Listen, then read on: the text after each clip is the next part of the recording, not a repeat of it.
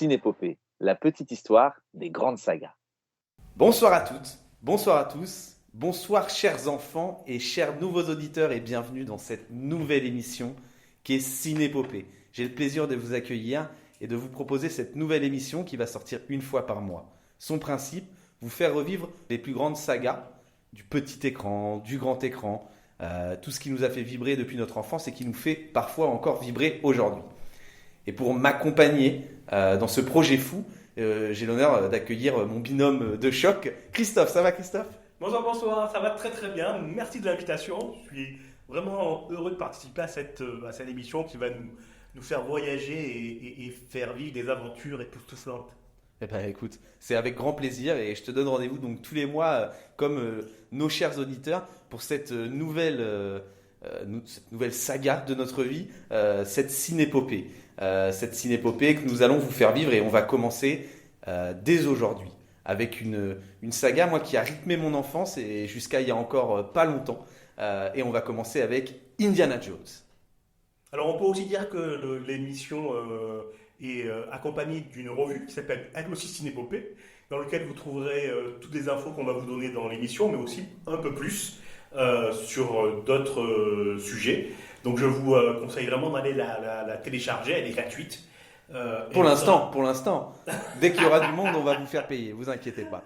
Alors oui, elle est gratuite pour le moment. Par contre, vous pouvez, si vous voulez participer, nous aider à acheter du nouveau matériel, etc. En allant voir le Tipeee de la nuit du dimanche qui produit l'émission, dont les liens seront sur les réseaux sociaux et dans la description de l'épisode. Et pour en revenir à la revue, donc, vous pouvez la télécharger sur les réseaux sociaux ou sur le site internet lanuitdudimanche.fr, en sachant qu'elle sera disponible d'ici 2-3 jours après la diffusion de cet épisode. Super, écoute, merci Chris pour tes informations. Alors de quoi est-ce qu'on va parler ? Je vous propose de vous détailler un peu ce dont on va parler pendant une petite heure tous ensemble. Déjà, on va détailler épisode par épisode la saga du 1er au 5e, puisque Indiana Jones, vous n'êtes pas sans le savoir, c'est 5 épisodes pour le moment. On écoutera un peu de musique aussi qui nous fait penser à cet aventurier. On va vous donner des infos exclusives que seuls nous avons su dénicher. Puis on va jouer aussi ensemble, parce que je sais que Chris est un grand joueur, donc on se posera des questions et on vous détaillera tout ça un peu plus bas.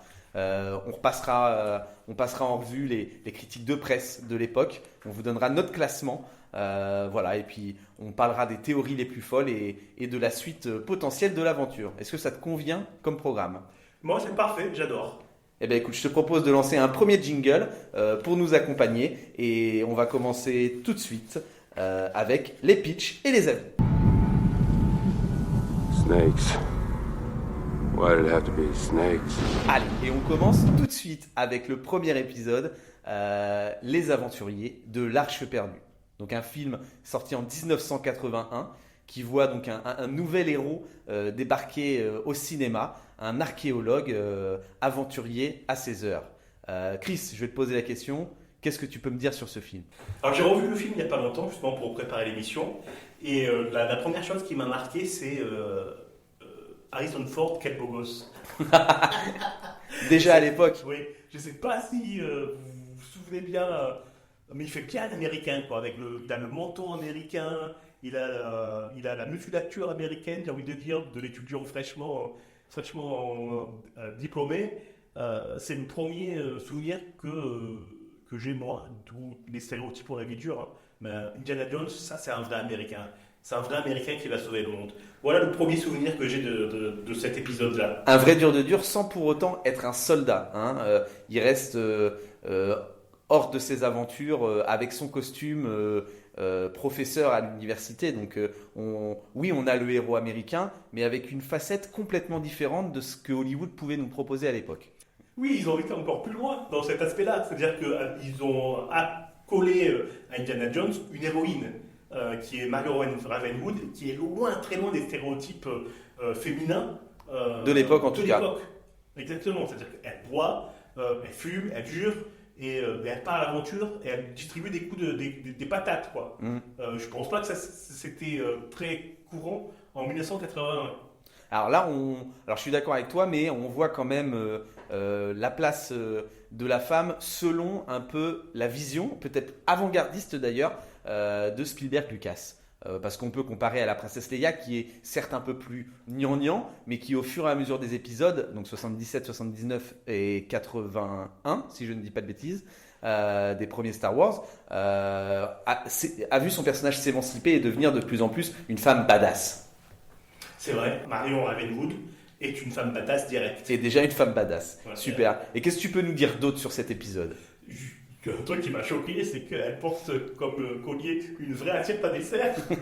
C'est vrai que ce collier, qui est quand même un élément central du film, on va pas tout dévoiler, pas faire de spoil, hein, parce que peut-être que certaines personnes n'ont pas vu encore cette saga, et on est là aussi pour vous donner envie de la découvrir, surtout aux plus jeunes. Donc oui, elle porte un énorme collier en forme d'assiette, mais qui est essentiel pour l'aventure. Oui, c'est d'ailleurs pour ça que Indiana Jones va la retrouver en Alaska, je crois, ou en Sibérie. Népal, non? Enfin, Népal. dans un pays, Quelque part. dans un pays lointain, loin de son Amérique.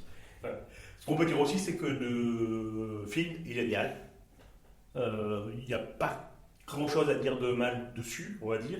Non. Hormis le fait qu'il a plus ou moins bien vieilli, pardon. Et encore, il a plutôt bien vieilli. On a un bon pitch avec des personnages assez profonds, une note d'humour et un peu burlesque, marquée mais voulue. Tout ce qu'on pourrait reprocher peut-être à ce premier épisode, en tout cas c'est ma part, c'est peut-être la facilité de la conclusion. Alors, les fins bâclées, j'ai envie de dire, c'est un petit peu la marque de fabrique de Indiana Jones. Oui. On va y revenir au fur et à mesure. Et il y a même un article sur les fins bâclées dans la revue qui sortira dans 2-3 jours. Mais les fins bâclées, c'est la marque de fabrique, à mon avis, d'Indiana Jones, hélas. Oui, mais pour un premier film, un peu choquante. Au fur et à mesure, enfin choquante. Je pèse un peu, pas du tout mes mots, mais au fur et à mesure, on va s'y habituer à ces fins bâclées qui peuvent énerver et qui ont énervé beaucoup, moi le premier. Mais cette marque de fabrique peut surprendre, voilà, plus que surprendre, en tout premier lieu. Il faut peut-être aussi dire que tu as salué nos auditeurs en disant bonjour, chers enfants. C'est peut-être aussi un film un peu pour enfants. Et moi, dans cette fin-là, moi je la trouve très enfantine quand même. Oui. La fin du premier Indiana Jones, on va pas en parler pour pas trop aller, mais elle est si on se plaint de la vue d'un enfant, moi, elle m'a pas choqué quand j'étais un gosse, là, en voyant ça aujourd'hui. C'est vrai. Complètement. Bon, Complètement. ma gueule, quoi. Voilà, avec une vision un petit peu plus adulte et un petit peu plus mature, c'est vrai que la fin peut paraître bâclée. Mais on le redit, un très bon premier épisode. Avec des personnages attachants, avec des situations super. Et la force, surtout qu'on voit dans Indiana Jones, c'est qu'au fur et à mesure des épisodes, on va revenir, et on va y revenir un peu plus tard, des acteurs prendre place complètement dans l'univers.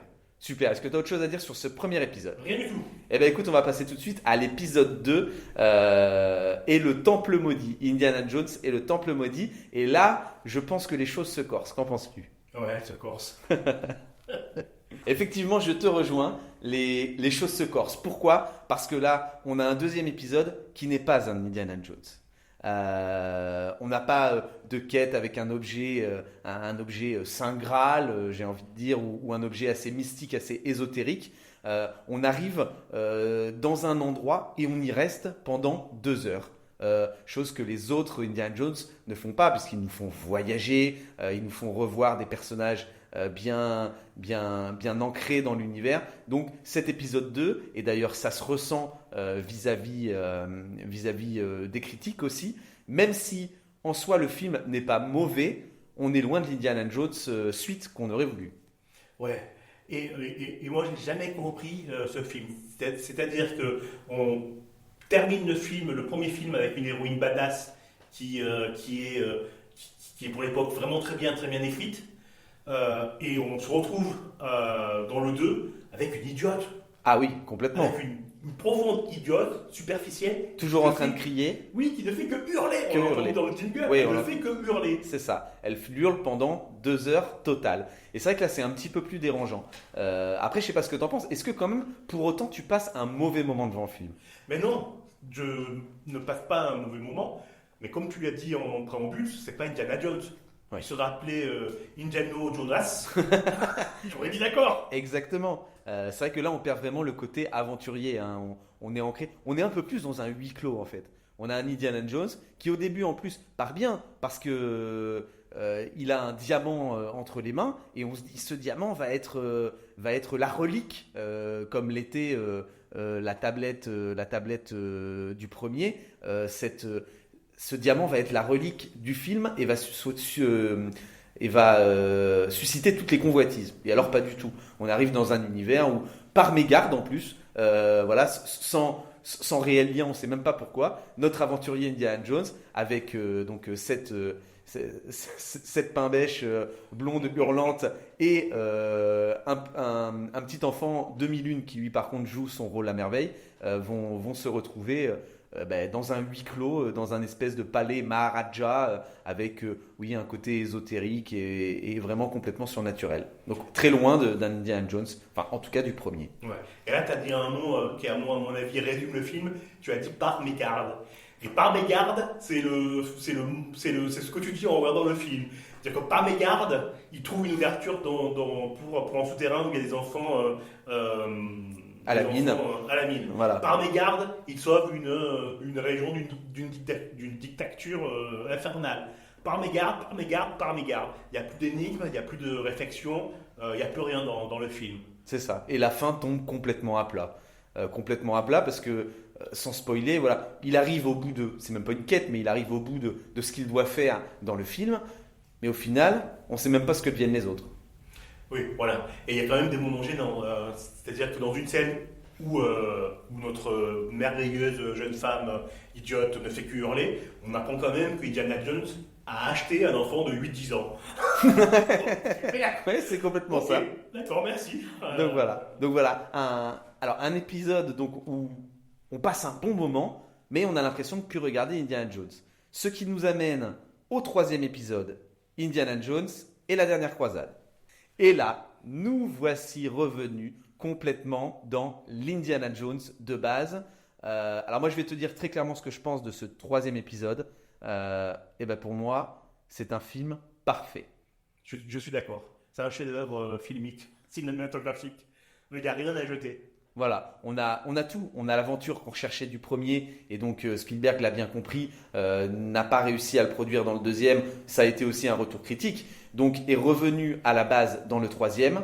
On a la signature comique et surtout on a un duo d'acteurs exceptionnel. Donc Harrison Ford qui tient son rôle à merveille est complété par son père, joué par Sean Connery, avec une rivalité père-fils qui est excellente à voir au cinéma. Et justement cette transition et cette complicité entre les deux acteurs, enfin les deux personnages du film qui sont éloignés mais au final qui se ressemblent complètement, est superbe. Ouais. Et moi, ça me fait penser la recette du film au film Marvel, les premiers films Marvel, ceux qui fonctionnaient, qui étaient regardables. C'est-à-dire un mélange d'humour, d'aventure, d'action et un petit peu de profondeur sur les relations humaines. On a tout ça dans ce Indiana Jones. Ça préfigure une recette qui fonctionne, quoi. Exactement. Et c'était la marque en plus de Lucasfilm à l'époque. Hein. Donc c'est vraiment quelque chose de bon. Et d'ailleurs, l'alchimie était tellement forte entre les deux acteurs, Harrison Ford et Sean Connery, qu'ils se permettaient de l'improvisation.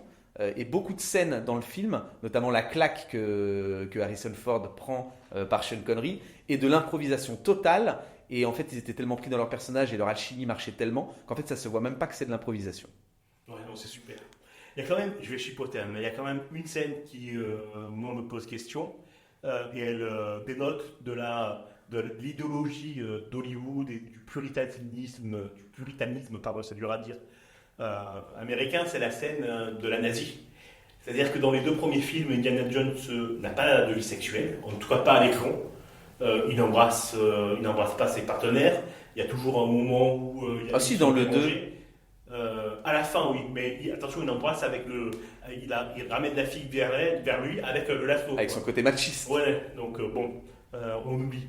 Le sexe est absent. On ne le voit pas à l'écran, on ne l'imagine pas, ils sont arrêtés au bon moment. Par contre, dans le 3, ils pèsent. C'est vrai. Baise la blonde. Et la méchante surtout. Et on apprend que c'est une méchante, que c'est une nazie. Donc ça a quand même une culpabilisation du sexe. Il y a quand même l'idée que le sexe, c'est pas bien. C'est sale. C'est vrai. On a cette idée-là. En disant, attention, vous ne savez jamais avec qui vous couchez. Oui, et surtout que les femmes qui couchent, ce sont des salopes. Ce sont des salopes, elles ne sont pas bien. C'est forcément des femmes méchantes. Non, c'est vrai. Je suis d'accord avec toi. Alors après, est-ce que ça aujourd'hui, tu vois, c'est des théories qu'on peut tirer par les cheveux. Mais est-ce que c'était vraiment la volonté du cinéaste de montrer ça? Je suis même pas sûr. Et ça, on voit dans beaucoup de films, des fois, et notamment dans Harry Potter. On en parlera plus tard un autre jour dans Cinépopée. Mais J.K. Rowling l'a dit elle-même, des théories de fans lui ont fait changer sa vision de certains personnages qu'elle avait, notamment l'homosexualité d'Albus Dumbledore. Elle l'a avoué, c'est quelque chose à laquelle elle ne pensait pas forcément en écrivant les livres, mais en fait, ça s'est fait naturellement de par la théorie du fan.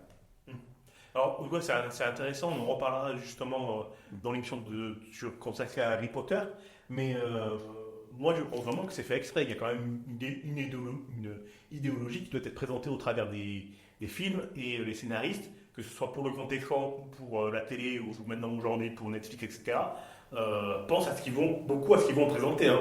La preuve avec Disney. Alors aujourd'hui, je suis d'accord avec toi, mais je suis pas sûr qu'à l'époque on réfléchissait comme ça. Alors je pense que oui. C'était pour créer un effet de surprise plus qu'autre chose, mais est-ce qu'il y avait vraiment une arrière-pensée? Je sais pas. Nos avis divergent sur ce point-là. Ouais, faites-vous votre propre avis et dites-le nous en commentaire comme si c'est jeunes youtubeurs. Voilà, exactement. Et là, on verra qui est réac ou qui ne l'est pas. Autre chose à dire sur cet épisode magnifique, sur cet épisode 3, Indiana Jones et la dernière croisade. Regardez-le. Tout simplement. Allez, on passe à la suite. Et là, tout se recorse de nouveau. Nous sommes 10-15 ans plus tard, après la sortie du dernier Indiana Jones, et nous revoilà, peut-être même près de 20 ans, avec Indiana Jones 4 et le royaume du crâne de cristal. Oui, alors je suis pas d'accord avec toi. C'est une catastrophe. C'est pas juste que c'est pas bien et que ça se corse. Non, c'est une catastrophe. C'est vrai, c'est un film chaotique, catastrophique, avec une dimension nouvelle.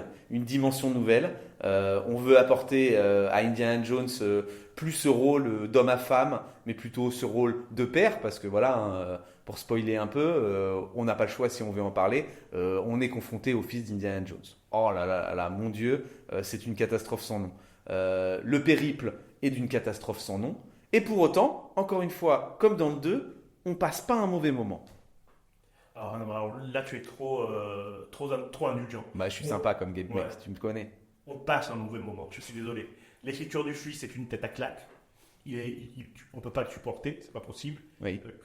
Qu'on me trouve 8 personnes qui a aimé le personnage du fils et qui ne sont pas un fan de Shia LaBeouf. Donc c'est insupportable.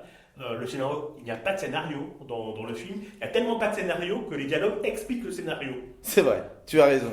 Il y a tellement pas de scénario qu'ils n'ont pas de fin et qu'ils se demandent comment on va finir. Et le spectateur encore aujourd'hui se demande c'était quoi la fin.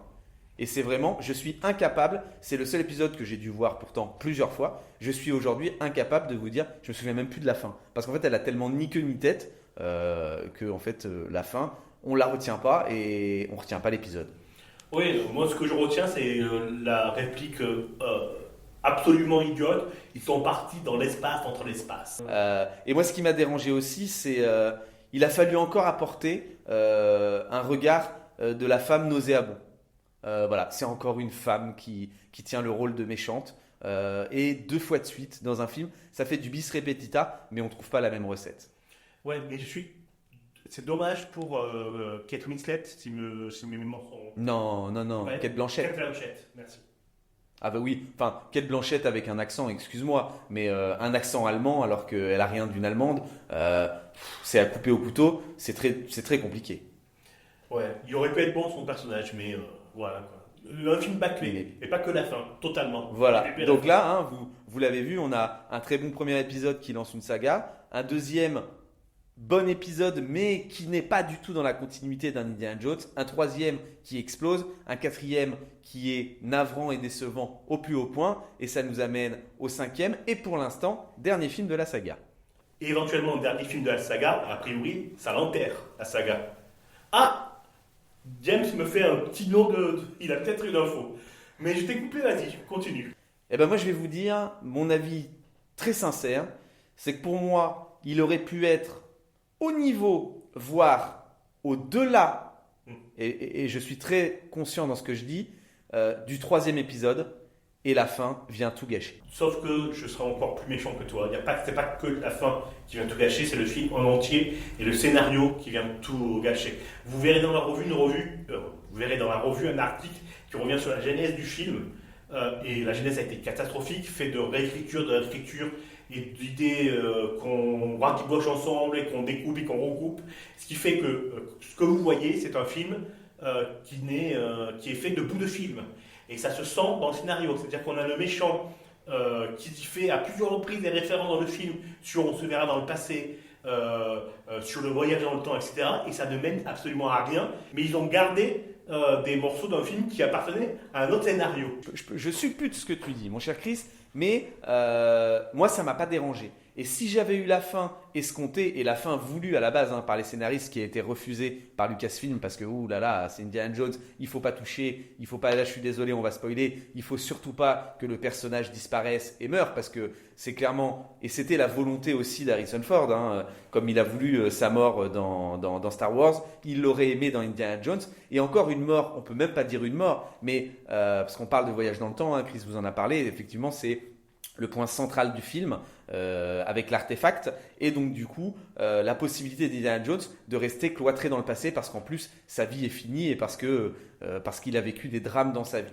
Et réellement, je pense que ça aurait été une fin superbe et une fin pour clôturer. Et aujourd'hui, on n'a pas eu le droit à cette fin. On a eu le droit à un retour d'une Ravenwood. Je ne sais même pas, elle a dû prendre 10 000 € pour faire une réplique, 10 000 $, pardon, ou peut-être même plus. Et je trouve ça d'une absurdité totale parce que cette fin et cette dernière scène est nulle à chier. Ouais. Alors, je te rejoins sur le côté, je ne me suis pas ennuyé pendant que j'ai vu le film.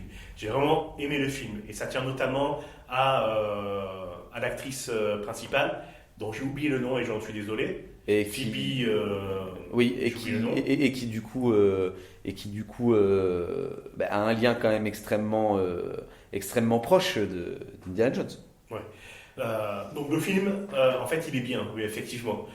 Mais c'est quand tu réfléchis au scénario et quand tu regardes un peu les détails où tu te dis c'est nul quoi. Et c'est un peu bâclé, c'est un peu comme tous les films actuellement, les blockbusters, on les met sur des rails et il n'y a rien d'autre qui se passe en dehors des rails sur lesquels le train de la routine roule. Et ça commence un petit peu à saouler. Et c'est ce qui arrive avec ce film. Et moi, ce qui me gêne aussi, c'est le début. C'est-à-dire que Indiana Jones, il a fait 4 aventures exceptionnelles. Il a quand même un passé. C'est pas Monsieur du Chemin, même si j'adore Monsieur du Chemin. Et on le retrouve, mais loser total. Ouais, dans un lycée de merde. Où il s'embrouille avec un jeune qui écoute trop fort la musique. C'est un papy de 98 ans. Où personne ne le respecte. Oui, il n'y a plus de respect. Et d'ailleurs, on se demande même ce qu'il fait encore dans le corps enseignant. Si ce n'est pour payer ses factures d'homme alcoolique qu'il est à moitié devenu. Mais c'est vrai que. Mais après, bon, c'était une dimension différente qu'ils ont voulu apporter au personnage et qui, si le film n'avait pas été bâclé sur la fin, aurait pu passer inaperçu. On n'aurait pas cette discussion-là. Mais comme on n'a pas aimé la fin, on va chercher aussi l'explication dès la genèse du film. Et donc, pour revenir à Phoebe Waller-Bridge. Voilà, il faut rendre à César ce qui est à César. Et pourtant, super casting en plus. Et il faut le souligner, le casting de ce film-là, donc Harrison Ford forcément, Mads Mikkelsen qui joue le grand méchant, un superbe acteur, donc Phoebe Waller-Bridge, très belle actrice. Belle actrice, je ne parle pas de physique, je parle de jeu d'actrice, pour ne pas qu'on me porte des jugements hâtifs.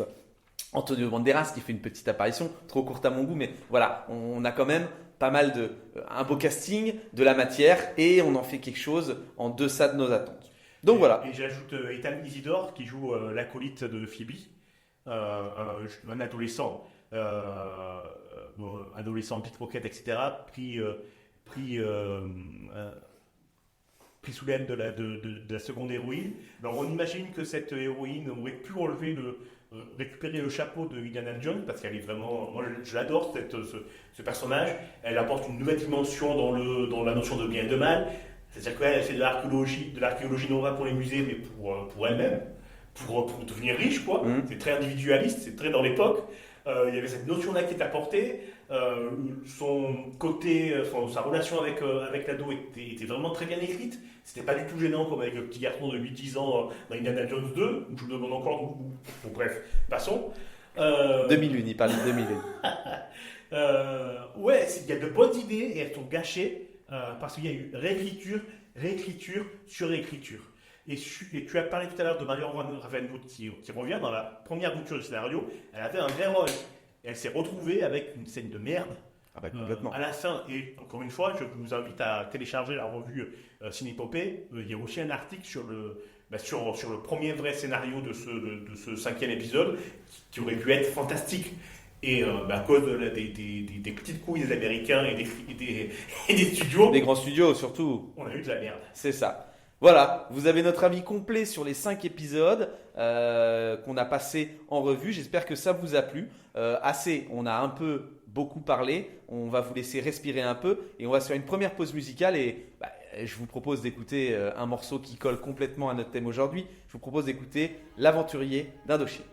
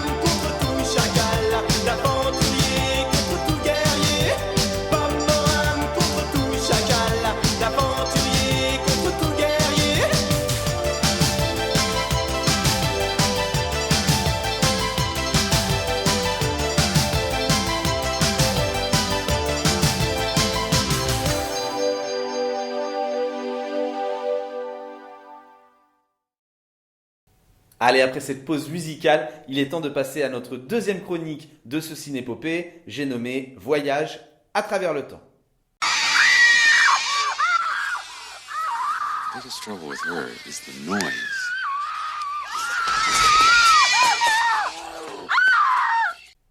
Christophe, c'est à toi, c'est ta chronique. On va regarder un petit peu les chiffres.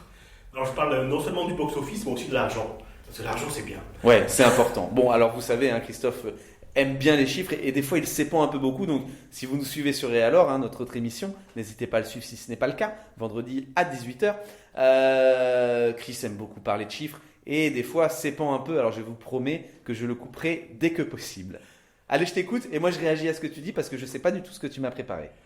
Je vais essayer de résumer, parce que sinon on sera encore là demain. Mais l'histoire des chiffres de Indiana Jones prouve l'évolution du cinéma.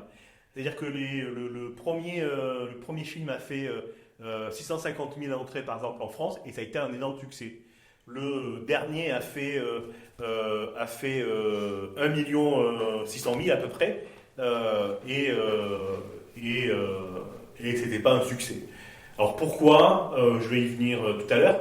C'est aussi l'histoire aussi de Hollywood, c'est-à-dire que l'argent qui a été mis dans le premier, c'est 1/10. C'est une question de budget, ouais. C'est ça que tu es en train de nous dire. Ouais. C'est 1/10 du dernier film. D'accord. Ça a totalement changé, ça a totalement évolué. On met beaucoup plus d'argent maintenant dans les films qu'à l'époque. C'est dû aussi aux effets spéciaux. Et ça donne une pression exorbitante pour que ça fonctionne.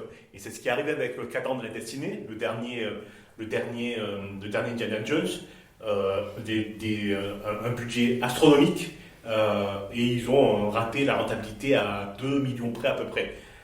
Ouais, je comprends. Ce qui enterre, du coup, pour moi, la suite. Mais peut-être on le verra plus tard. Un peu plus Alors, tard. qu'est-ce que tu peux me dire au niveau des critiques? On va passer en revue épisode par épisode. Par exemple, les critiques sur les aventuriers de l'Arche perdue. Alors, sur les aventuriers de l'Arche perdue, il y a une vraie synergie pour dire que le film est bien.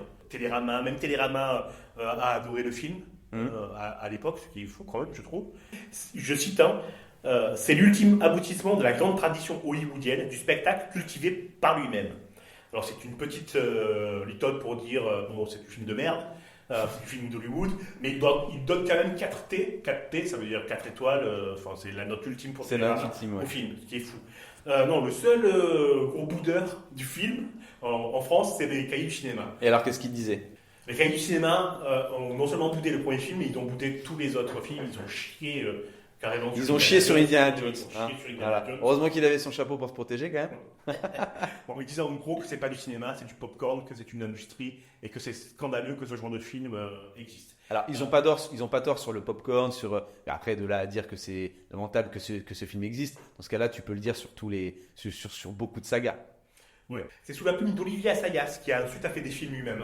Et donc sur le deuxième, qu'est-ce que tu peux me dire par rapport aux critiques de l'époque également sur le Temple maudit, voir si on est raccord. Tout ça a pour but, messieurs dames, de voir si c'est un peu raccord avec nous ce qu'on a pensé de ces films-là. Alors juste avant de parler de critique, il y a une info moi qui m'a fait rire pour ce deuxième film, c'est le Temple maudit. C'est qu'il s'est retrouvé en concurrence avec un concurrent d'Indiana Jones, qui a été un film à la poursuite du diamant vert par Robert Zemeckis.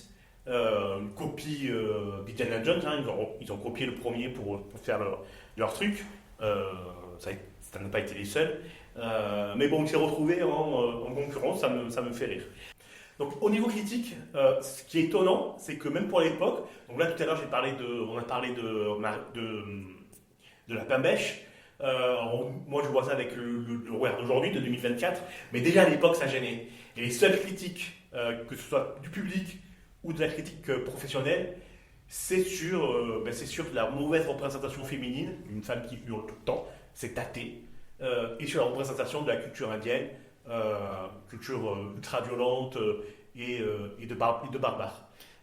Rien sur les critiques, sur le film en lui-même, sur l'histoire, Bon film. Bon film. D'accord. Bon film d'Indiana Jones.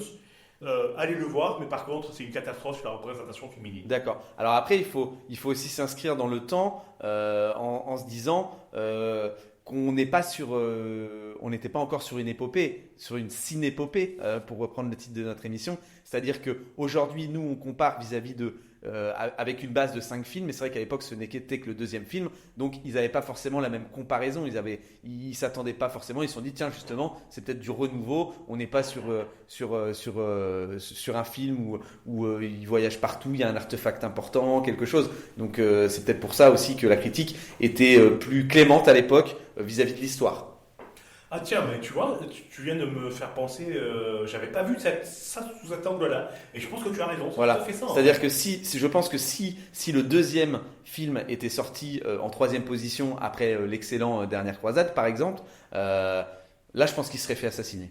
Oui, comme Ouais. il s'est fait assassiner deux autres. Voilà. Le royaume du crâne du cristal. Voilà, exactement. Ok. Très bonne remarque et très bonne analyse, bravo. Ah, Well done. super. Allociné, pensez à moi. Info, critique sur la Dernière Croisade, justement. Ouais, carton plein sur Carton la dernière croisade, Ouais. sauf les cahiers de cinéma. Et je vais quand même vous lire un extrait de la critique qui me fait rire quand même. Donc d'Olivier Assayas toujours. Arrête de me poser des cols. J'ai pas noté, ce sera dans la revue, mais là, j'ai D'accord. pas noté. Donc Olivier Assayas, donc réalisateur de Sils Maria et Personal Shopper, donc un amoureux de Kristen Stewart. Alors 2 films plutôt classés films auteur, des très bons films en mon sens. Après voilà, je peux comprendre que s'il est adepte de ce genre de film là dans la lignée de Personal Shopper ou Sils Maria, je peux comprendre qu'il déteste Indiana Jones. Mais dans ce cas-là, ça sert à rien d'aller au cinéma. Je t'écoute. Alors, cahier du cinéma, sous la plume d'un inconnu, mais dont vous trouverez le nom dans la revue. Je cite, le plaisir qu'on peut prendre à Indiana Jones et la dernière croisade se situe donc entre eux, dans les absences et les insuffisances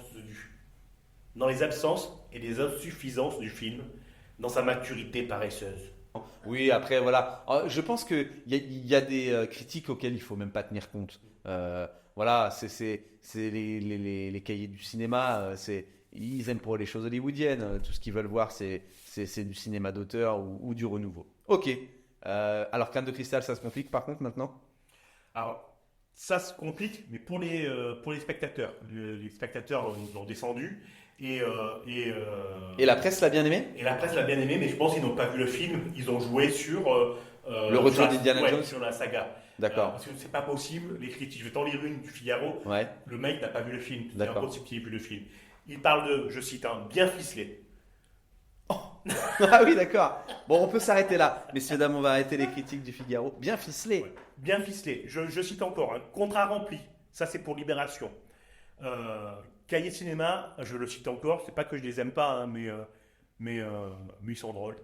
Trop easy ou trop lost. Nos Raiders, c'est le Raiders. original Ah oui, ok. d'Indiana Jones. Nos Raiders, et ce n'est pas la barre chocolatée, n'ont jamais peur de perdre le cap. À force de rester fidèles à leur rêve d'ado, Spielberg et Lucas risquent de redevenir d'actualité, sinon d'avant-garde. Alors, par contre, ce qui est fou, c'est que la critique, dès qu'il y a du cinéma cette fois, est beaucoup plus gentille que pour le 3, alors qu'on est sur un film nettement en deçà, quoi. C'est ça qui est fou, c'est qu'ils en sont même Shia LaBeouf. Par exemple, pour Le Monde, je cite, il n'y a que Shia LaBeouf. Oh, je l'appelle LaBeouf. Ouais, c'est la Shia LaBeouf. Désolé. Shia LaBeouf, il n'y a que lui qui arrive à donner un peu de vie à ce royaume. Non mais tu n'as pas vu le film, ce n'est pas possible.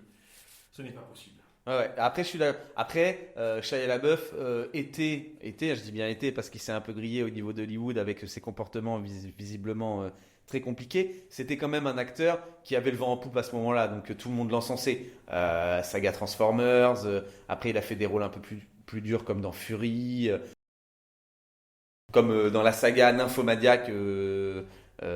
Où il joue aussi avec Charlotte Gainsbourg, enfin même s'il ne la croise pas, la saga en 2 parties.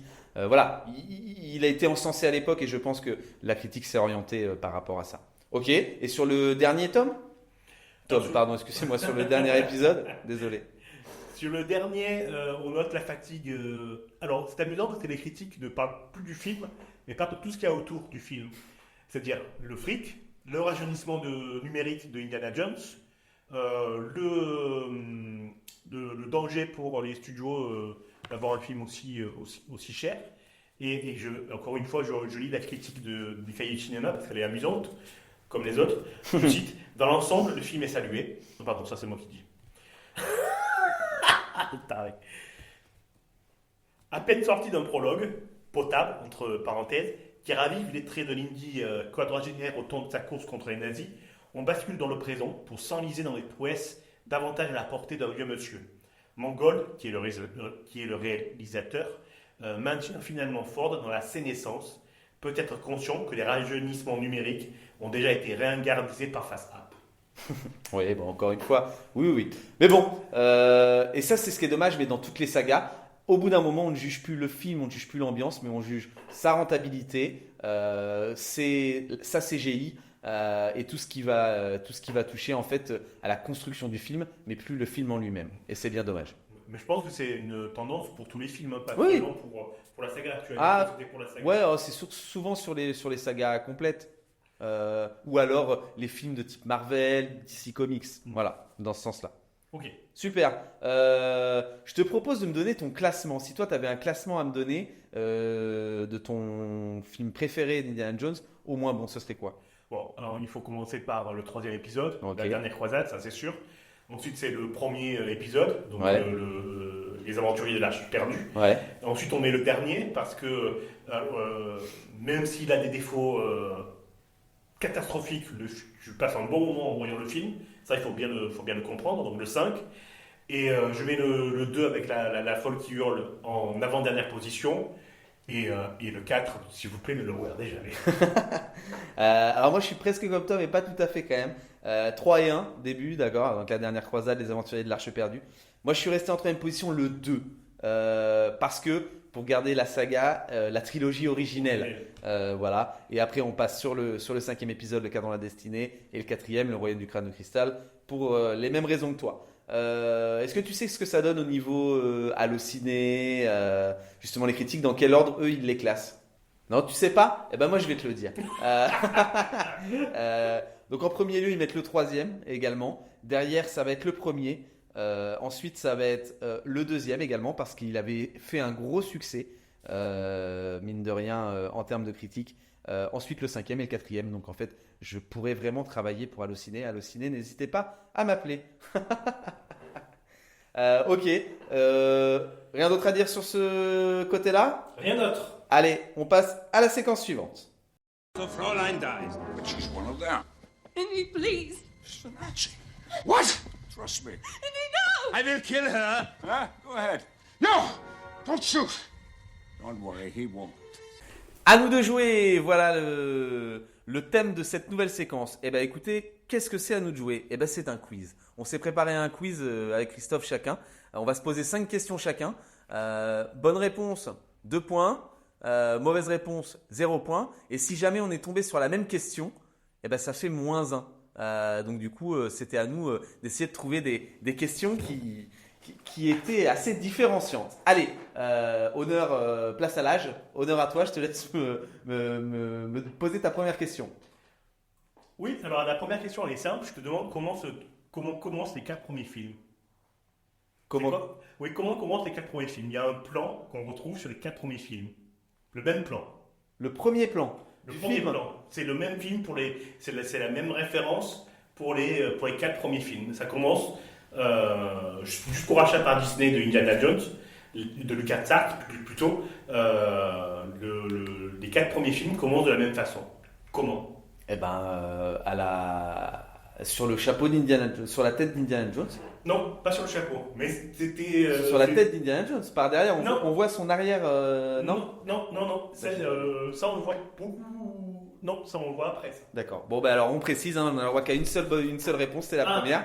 Et donc, du coup, alors Mais tous les films commencent par une transition du logo de la Paramount, de la montagne, et donc on aperçoit la montagne qui se fond dans la réalité. c'est vrai? Ah oui, Et, d'accord. ouais. Ok. Et par exemple, dans le 4e épisode, on ne voit pas la montagne, mais on voit une termitière qui symbolise cette montagne. D'accord. On se rend compte après que c'est une termitière ou un tout de top. Voilà comment commencent les Super. Eh ben, merci pour tes explications. Je vérifierai ça quand même. Donc, ça fait 0 point pour moi, 0 point pour Christophe aussi, mais je lui pose ma première question. Tu le sais, Indiana Jones a peur des serpents, très peur des serpents. Comment s'appelle cette peur? Ah non Ah, le salaud La serpentophobie. Eh, pas du tout. Pas du Ah tout. non, je sais. La serpentarphobie. Non, non plus. Non. C'était l'ophiophobie. Voilà, la peur des serpents s'appelle l'ophiophobie. C'est bien aussi ce quiz pour votre culture générale, personnelle, messieurs dames. Donc 0-0, j'écoute ta deuxième question. Alors, quel héros de série télé a été casté pour incarner Indiana Jones et finalement il n'a pas pu le faire? Mip, -1. Oui, j'ai la même réponse, donc ça fera -1 chacun. C'est Tom Selleck Exactement. qui a été pris pour Magnum. Ok. Exactement. Ça Et marche. je te propose d'écouter son screen test, c'est amusant, de l'entendre dans Indiana Jones, rôle qu'il n'a pas pu jouer, il s'en est mordu les doigts le pauvre. Allez, balance. Il était sur la série Magnum, il a fait que Ouais. I did what I did. I don't expect you to be happy about it. But maybe it can do us both some good. Why start Just now? shut up. Shut up and listen to me. Now I need that piece your father had. Ok, oui, effectivement, sur la série Magnum, il n'a pas fait grand-chose d'autre, ce Tom Selleck, à part quelques apparitions dans la série Friends. Allez, donc -1 pour toi, -1 pour moi. Ah non, pardon, excuse-moi. Si, -1 pour toi, -1 pour moi, c'est ça, exactement. Pour quel film un acteur de la trilogie originelle, a eu en 2023 un Oscar, l'Oscar du meilleur acteur dans un second rôle? Alors c'est 2001.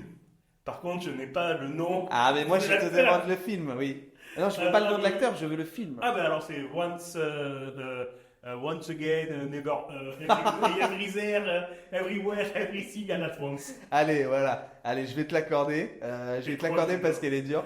Everything, Everywhere, All at Once. Voilà. Effectivement, c'est l'acteur qui joue 2001, qui n'était pas revenu au cinéma depuis plus de 20 ans et qui arrive et qui chope un Oscar. Et j'aurai une info justement en fin d'émission pour toi là-dessus. Ok, donc 2 pour toi, 0 pour moi. J'écoute ta troisième question. Ouais, alors on va parler de Steven Spielberg. Donc il a réalisé le premier film d'Indiana Jones sous l'impulsion de son ami George Lucas. Ouais.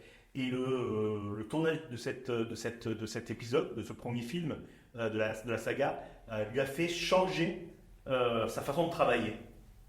Est-ce que tu sais c'est quoi? Il n'a plus jamais fait quelque chose qu'il faisait jusqu'alors lorsqu'il tourne des films. Qu'est-ce qu'il ne fait plus depuis cette Indiana Jones et les aventuriers de l'Arche perdue? Je dirais qu'il ne tourne plus jamais en intérieur. Alors c'est bien le début, mais la fin c'est n'importe quoi. Non, mais non, il tourne plus jamais dans un décor vert. Non, Il tourne non, que, non, en non. que dans des décors réels. Non. Ah, bon. Alors c'était quoi la réponse? Il ne tourne plus jamais en retard. C'est-à-dire qu'il était connu avant pour exploser le budget de ses films, exploser les jours de tournage, C'est vrai. ce qui a causé la perte de son dernier film 1941, Mais juste avant qu'il tourne... pour le premier Indiana Jones, il avait énormément de retard. Hein. Ah non, il a terminé à l'avance. Ah, il me semblait qu'il avait énormément de retard sur le premier Indiana Jones. Ah non. Mais j'accepte ma défaite. Ok, bon bah très bien, toujours 0 point pour moi. J'espère que je vais répondre à une de tes questions quand même. Allez, quatrième question moi déjà? Non, ma troisième question, pardon. Excuse-moi. Qui a inspiré le nom d'Indiana Jones? Eh bien, je sais la réponse, mais elle m'a échappé. Ah, Non, je la retrouve pas, vas-y, rappelle-moi. eh ben écoute, le chien de George Lucas. Et voilà. Son labrador, non, son malamute, pardon, donc husky avec d'énormes poils, qui s'appelait Indiana. Et c'est sa femme, je crois, de l'époque, qui lui a soufflé qu'il devrait appeler son héros Indiana. Et Jones, je ne sais pas, mais Indiana pour le chien. Est-ce que- Je suis soulagé, tu prends pas un point supplémentaire. Allez, vas-y, dis-moi tout. Comment s'appelle le club dans lequel débute le Temple Maudit? Ah, je la savais. Ah, t'es obligé de savoir. Ah non, je sais. Le citron quelque chose, non? Ah, non, c'est Le rubis Non. Ah, je sais pas, je sais plus. L'Obi-Wan. L'Obi-Wan, mais oui. Ah, c'est dommage. Oh la honte. Bon, Je suis déçu. ouais, toujours 2-0. Bon, je vais te poser ma quatrième question. J'espère que je vais te coller, sinon je suis perdu. Quel chanteur français ah, ça t'embouche un coin, ça. Ouais. A refusé le rôle du méchant dans le premier Indiana Jones. Steven Spielberg voulait absolument ce chanteur français pour le rôle du méchant. Pour lui, il l'incarnait à la perfection. Et ce chanteur français a refusé le rôle, disant qu'il n'était pas du tout axé cinéma. Yves Montand? Ah non, il a été accès cinéma, donc non. Je ne sais pas. Et si je te dis Claude François dans la vie, il y a des cactus. Tony Dupont. Alors non, son père. Comment il s'appelle le père Jacques Dutronc. Jacques Dutronc. Exactement, Jacques Dutronc était pressenti par Steven Spielberg pour jouer le rôle du méchant dans le premier Indiana Jones et les aventuriers de l'Arche perdue. Ça c'est une bonne information. Ça, Ouais. je savais pas et c'est pas mal. Effectivement, il a bien la tête de enculé. Ouais. Mais bon. Alors, est-ce que t'as une dernière question pour moi? Alors, un acteur français, hein, un grand acteur français, a inspiré la création. Ah, je sais, d'Indiana Jones. grâce à l'homme de Rio, Jean-Paul Belmondo. Bravo. Exactement. Je mets 2 points. La remontada. Il y avait aussi Charlton Heston qui a joué dans le secret des Incas pour le look et l'argot du personnage. Et l'homme de Rio a influencé George Lucas pour Indiana Jones. D'accord. Bravo. Question mémoire pour ma dernière question. On en a parlé tout à l'heure. Donne-moi la date de sortie du tout premier film Indiana Jones et les aventuriers de l'Arche perdue. 16 septembre 81. Oh, très fort. Il est bon. Et on peut applaudir Chris. Bravo Chris. Il a gagné le premier quiz, mais je ne me laisserai pas vaincu. Et au prochain Cinépopée, c'est moi qui gagne. J'en prends l'engagement. Allez, chronique suivante. Where did they go? Space? Not into space. Into the space between spaces.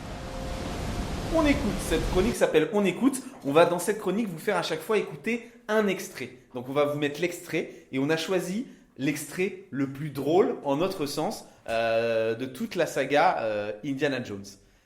On écoute et on le débriefe après.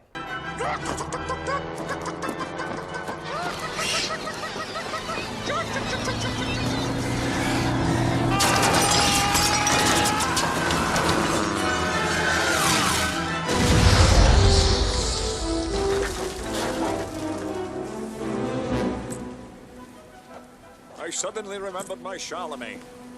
Let my armies be the rocks and the trees and the birds in the sky. Voilà, vous venez d'écouter la scène qui, en notre sens, à Chris et moi, reflète le mieux Indiana Jones, son humour, son efficacité, son flegme, j'ai envie de dire. Voilà, vous avez reconnu Sean Connery qui, grâce à son parapluie, chasse les oiseaux dans le désert. Non, il chasse les pigeons sur une plage. Il faut savoir que pour cette scène, en fait, le personnage de Sean Connery a été écrit avec son inspiration anglaise, parce qu'il est anglais, hein, Sean Connery, enfin écossais même plus exactement, C'est vrai. je crois, donc pas du tout américain. Et il a voulu amener une dimension de son pays dans son personnage, et donc du coup, on le voit tout le temps avec un parapluie à la main, ou en tout cas très souvent. Et donc ce parapluie vient rappeler un peu son rôle de gentleman, de lord, j'ai envie de dire anglais, et fait un peu référence à son personnage de James Bond qu'il a incarné pendant de nombreux films. Voilà pourquoi on a choisi cet extrait. Toi, il te fait rigoler aussi cet extrait, Chris? Il est super. Il montre qu'on peut toujours réagir quand on croit que tout est foutu et perdu. Et surtout, il montre qu'il y a toujours une bonne raison d'être fou. Parfait, merci. Allez, il est temps de faire une petite pause musicale. Il faut qu'on repose nos voix et qu'on boive un coup. On vous propose d'écouter L'Explorateur de Vaiana.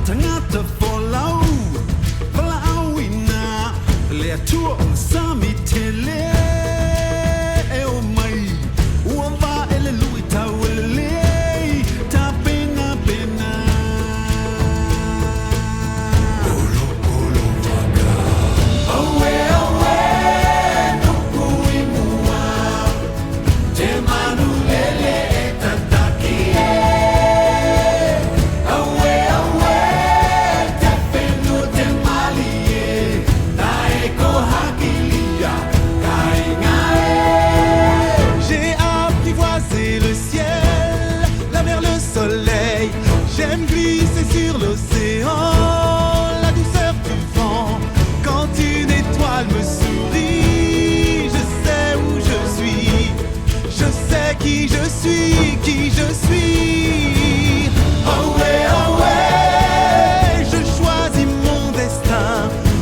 prochain voyage sera le plus beau. Oh ouais, jamais je n'oublie d'où je viens. Et où que j'aille sur mon île, je reviendrai. Explorateur, gardien de la mémoire, tu racontes mes légendes, mon histoire transmet sagesse et savoir.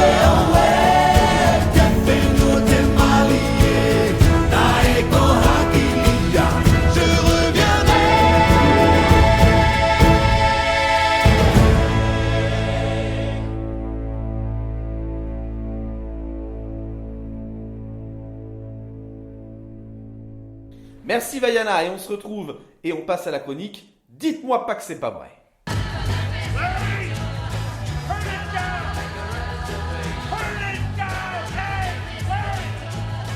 Allez, dites-moi pas que c'est pas vrai. On va chacun vous donner une anecdote que nous avons trouvée sur la saga Indiana Jones. J'espère qu'on va vous les faire découvrir et que vous ne saviez pas ça. Une anecdote ou une théorie, hein, bien évidemment. Je te laisse commencer ou je commence ? Allez, je commence. J'ai énormément dit du mal, et toi aussi d'ailleurs. On a dit du mal du personnage de Willie Scott, qui est le personnage dans le Temple Maudit, la jeune femme qui n'arrête pas de hurler pendant tout le film. Eh bien, il y a une théorie sur elle, qui au final prétendrait qu'elle n'est pas aussi idiote qu'on le prétend et qu'on l'a dit pendant toute l'émission quasiment. Dans le film, tu parles, hein, dans le pas film. Dans la vraie vie. Non. Dans la vraie vie, c'est Madame Spielberg. Oui, c'est Madame Spielberg. Ouais. Non, dans le film. Alors, ils reconnaissent qu'au début, c'est une pain-bêche idiote, mais ils apprécient plus Willie Scott que Marion Ravenwood, parce que Willie Scott évolue tout au long du film. C'est-à-dire qu'elle démarre idiote, matérialiste, surtout au début. Enfin, elle veut le fric, elle veut le joyau, elle est obnubilée par le fric pendant une heure du film. Elle veut de l'argent. Et puis, au fur et à mesure du film, elle prend conscience de ce qui arrive autour d'elle, et elle se met à sauver les enfants de l'ami, chose qu'elle n'aurait pas fait au début du film. Surtout si elle avait eu son diamant à ce moment-là. Et c'est en faisant ce petit voyage interne, je dirais, de donnez-moi le diamant, je veux de l'argent pour aller m'acheter des robes, on va rester dans le temple maudit et sauver les gosses, qu'elle surpasse en quelque sorte Marion Ravenwood, qui finalement n'aurait qu'une dimension badass, alcoolo et injurieuse. Et en ce sens, pour cette théorie-là, Willie Scott est une bien meilleure héroïne que Marion Ravenwood. Théorie intéressante, ouais, mais bon, qui donnerait lieu au débat, mais on n'a pas le temps. Moi, je vais te donner ma théorie que j'ai trouvée. Et pour bien comprendre cette théorie, il faut d'abord faire un petit détour du côté des films Star Wars. Et notamment l'Empire contre-attaque, qui, rappelons-le, est sorti avant le tout premier Indiana Jones. Il s'écoule 1 an, donc 365 jours, pendant lequel Han Solo était congelé par Dark Vador dans une plaque carbonite. Je ne sais pas si tu te souviens. Oui, si tu ne te souviens pas, on y reviendra. Han Solo n'est pas mort, mais il est bloqué dans ce produit. On est d'accord ? Et l'organisme tournant au ralenti afin d'être livré à Jabba le Hutt. Mais si son corps était sur pause, Han Solo a largement pu laisser divaguer son esprit durant cette année et rêver à de folles aventures où il portait un chapeau et un fouet. En bref, la théorie voudrait qu'il a créé de toutes pièces dans ses pensées Indiana Jones. Et ça expliquerait aussi pourquoi c'est l'acteur Harrison Ford qui joue le rôle star dans les 2 sagas. Voilà. Donc Han Solo aurait aussi imaginé un Indiana Jones avec une personnalité proche de la sienne. Quelqu'un d'aventurier, téméraire, charmeur, avec un goût certain pour la bagarre. Voilà. Pour la théorie de ces fans-là, c'est simple, ils ne font qu'une seule et même personne. Donc cette théorie n'a jamais été validée ni par Lucas ni par Spielberg. Mais tu vois, ça en revient à ce que je te disais tout à l'heure, où des fois des théories de fans peuvent semer le doute et créer une vérité dans l'esprit de réalisateur ou de scénariste. J'aime bien ça. Elle est pas mal. Elle est pas mal. Ouais. Quand j'ai trouvé ça, je me suis dit, et pourquoi pas. Super. Eh bien écoute, je te propose de passer à notre dernière chronique. Je te laisse lancer le jingle et bientôt on va se dire au revoir, mais pas avant un dernier mot. August 20th, 1969, that's 3 days from now. And the same date in 1939, 2 weeks before Hitler invades Poland. Oh, wait. Now you believe the dial has magical powers? What's next? What's next? Pour ceux qui parlent très bien anglais. Tu peux me le dire, s'il te plaît? Ouais, bien sûr, what's next? Ouais, what's next? What's next? En d'autres termes, et après? Et alors? Qu'est-ce qui va se passer? Donc voilà, on aimerait conclure cette émission en vous donnant des infos sur la suite ou pas de la saga. Donc Chris, est-ce que tu as des infos sur une suite possible ou pas du tout? Non, je n'ai aucune info sur le suite possible. Par contre, sur les héritiers d'Indiana Jones, j'ai des infos. Enfin, j'ai des infos. On peut dire qu'il a inspiré toute une galerie de personnages aventuriers ou aventurières. Lara Croft ou le personnage d'Uncharted, qui a été incarné, Uncharted, si on Uncharted, oui. qui a été incarné à l'écran par Tom Holland dans un film... merdique. Ouais, voilà. Très mauvais film. Très mauvais film. Très mauvais film. Donc ouais, il n'y a plus d'Indiana Jones, son esprit est ailleurs. Donc effectivement, je suis d'accord avec toi, il semblerait qu'Indiana Jones soit fini. Cependant, Kathleen Kennedy, donc la PDG de chez Lucasfilm, a pris la parole il y a peu de temps et a dit ça. Nous sommes à une époque, dans un contexte où c'est ce que le public attend. Il s'interroge sur ce qu'il pourrait bien y avoir ensuite. En ce moment, nous nous concentrons sur le fait de permettre à cette conclusion d'avoir son moment, son heure et que l'expérience soit complète. Donc, dans cette première partie d'interview, elle est en train de dire il faut avoir son moment, même si quelqu'un veut attendre quelque chose, il faut avoir son moment. La fin, c'est la fin. Et puis elle finit en disant nous pourrions faire quelque chose en lien avec l'animation. Donc déjà, elle retourne un peu sa veste. Ou continuer avec 2001. Surtout depuis que Ke Huy Quan, donc c'est l'acteur, est si populaire grâce à Everything, Everywhere, All at Once. Phoebe Waller-Bridge est aussi une incroyable actrice. Je ne vais donc pas dire jamais, il ne faut jamais dire jamais, mais ce n'est pas quelque chose que nous sommes en train de développer actuellement. Donc effectivement, la porte est fermée pour Indiana Jones, mais pour l'héritage d'Indiana Jones, la porte n'est pas barrée. Voilà, c'est sur ces mots qu'on va conclure l'émission. Christophe, je te remercie de ce premier épisode de Cinépopée. J'ai passé un super moment avec toi. J'ai adoré faire ça. J'espère que toi aussi et qu'on va continuer. Moi, je suis là, j'ai adoré. Donc, au revoir dans un mois. Voilà, dans un mois prochain, on vous donne le thème. Comme ça vous permet de nous suivre sur les réseaux et de ne surtout pas louper cette émission et la sortie de cette émission. Et on en a parlé un peu, de la saga Harry Potter. Donc, on va se quitter. Chris, je te dis au revoir. Au revoir James, merci beaucoup de l'invitation encore une fois. Bah écoute, avec grand plaisir et je finirai par notre mantra, j'ai envie de dire, qu'on dira à chaque épisode que vous avez entendu au début et que vous réentendrez à la fin du générique de fin. Cinépopée, la petite histoire des grandes sagas. Au mois prochain. Bye tous.